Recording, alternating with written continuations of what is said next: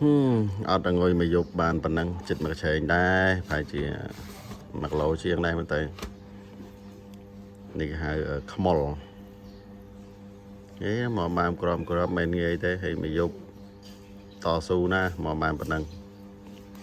này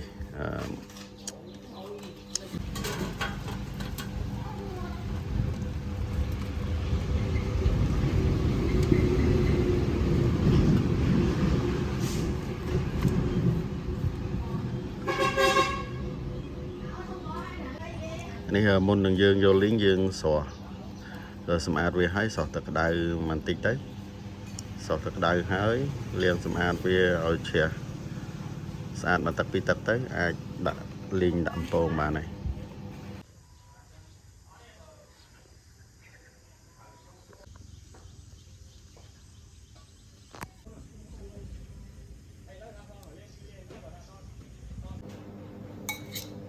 នេះយើងប្រឡាក់អំបិលស៊ុបជាមួយនឹងប៊ីចេងតិចមកហើយដាក់ម្ទេសបន្តិចដាក់ខ្ទឹមបន្តិចមកអាប់ទៅទុកហើយជា15ទៅកន្លះម៉ោងចាំយើងយកដាក់អំពងមិនហាមដាក់ស្ករបងប្អូន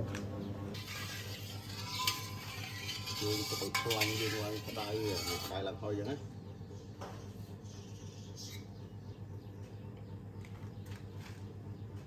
ដល់យើងហុយយើងបន្ថយភ្លើងតិចឲ្យភ្លើងហើយយើងដាក់1 2 3ចឹង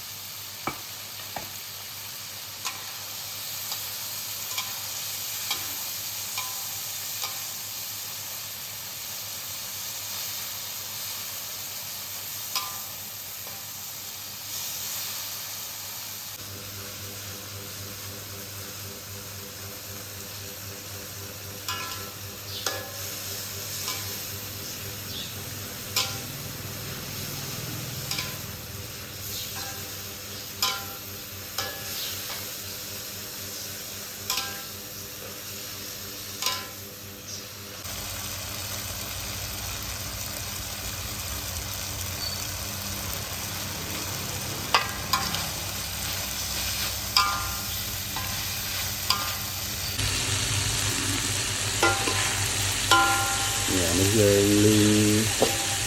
ងពងវាទៅឲ្យដល់ពេលវាអស់ជាតិទឹកគឺចេញខ្លាំងដល់វាមកអញ្ចឹងទៅនេះទឹកដើមឆ្អិន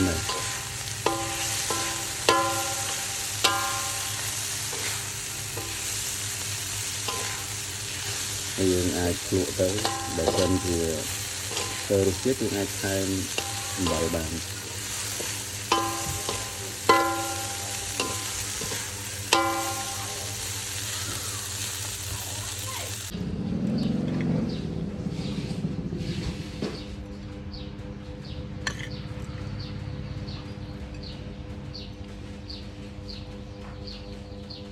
ហ្នឹងហើយមិនជាទៀតចប់ហើយ